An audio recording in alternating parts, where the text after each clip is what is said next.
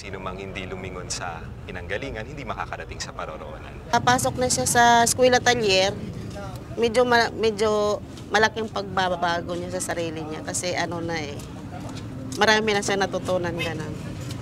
Ay syempre, malaki talagang naitulong sa amin yan dahil wala kaming gastos. Lahat libre. We provide them lunch. We nakasegregate yung lunch namin. We have lunch for the Christians and for our Muslim students. Kasi yung mga Muslim students natin, we all know na they don't eat na pork. So, very specific yun. Either it's chicken or fish na may vegetables, ganun. It's the school's way of providing for the needs of the students na they don't normally eat that much naman kasi at home. Either they are out or because of financial reasons, very minimal yung nutrition nila. For the majority of the students, makikita mo malaki ang pinagbago. Tapos yung mga nakikita naming may potential, so far nagpapakita naman ng ability. Tapos may mga surprising na, kumbaga makikita mo skilled. Yun. Tapos yung iba,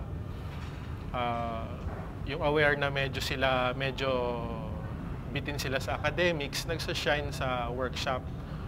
So yun, marami kaming nakikitang magiging future na skilled na mga workers sa aming mga workshops. Marami talaga kaming nakikita. Nakakatuwa kasi hindi mo akalain na sa kanilang titignan mo lang sila na patawa-tawa, kanya. Pero pagdating sa trabaho, makikita mo, maraming magaganda ang trabaho eh. Akala mo, kumbaga, kulang lang sa motivation. Malaki pong naitutulong ng Eskwela Atelier, ma'am, sa mga kabataan ng Basico. So, yun din nila natutunan noon, natutunan nila ngayon. So, malaki may tulong sa pamilya. Naituro niya yung nalalaman niya doon sa mga kapatid niya. Saka dito sa mga kapitbahay pa. Isipin mo nila, patambay-tambay lang kami dati. Tambay po. Chismis! Sa kanyang trabaho, nakikipagpatayan. Pero sabi niya, dahil napasok siya dito, ayaw na daw niya yung makipagpatayan kasi nagsasawa na, wala siyang kinabukasan doon. Sabi niya, dito na lang ako. Wala yung eskwela atelier. Saan pupulutin itong mga batang ito? So naging oportunidad to para sa kanila, para mabago yung buhay nila. Wala kasi akong friends dati.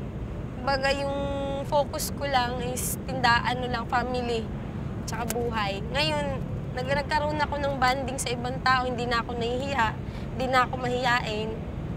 Yan. Para sa akin, ito yung magiging way namin para magkaroon ng maganda kinabukasan, di ba, after neto. Siyempre naman. Tsaka napakalaking opportunity kasi kahit na di ba, kahit babayad tayo, kahit yung gawin yung mga nagagawa ng mga Go girls! Sila. At sobrang mahanga sila kasi napakalaking pagkakataon daw kasi ang dami ko natutunan talaga. Nakakatulong talaga ako para sa kanila. Pasalamat po ako sa Eskwela Atelier dahil malaking natulong nila sa amin. Salamat sa Eskwela Atelier! May kinabukasan kami maganda dahil sa Eskwela Atelier! Salamat sa Eskwela Atelier! La Escuela Atelier is a project of the Spanish Agency for International Cooperation and Development of the Ministry of Foreign Affairs. This project has two main purposes.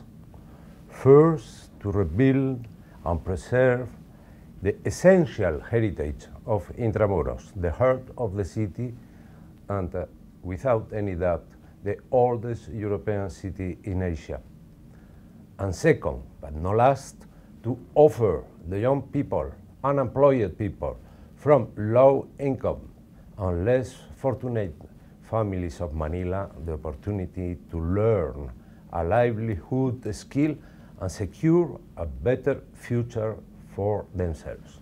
The promising project is another manifestation of the strong links between Philippines and Spain.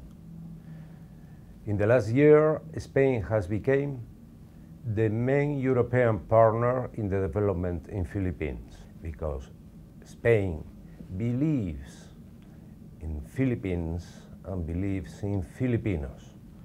We believe in your future. Ang ganda pala talaga ng Intramuros. Ngayon ko lang nakikita ang buhay na nandito.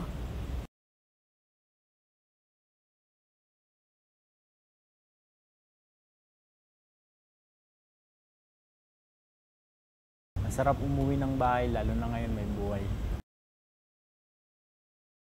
Nakikita ko nabubuo ang tahanan ko dahil sa kamay ko.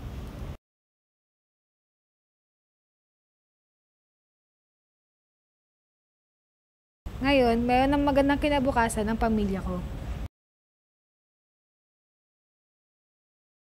Mayroon ng magandang kinabukasan dahil sa ginagawa ko.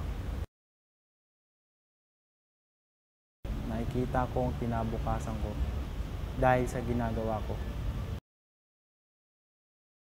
Gigising ako sa magandang kinabukasan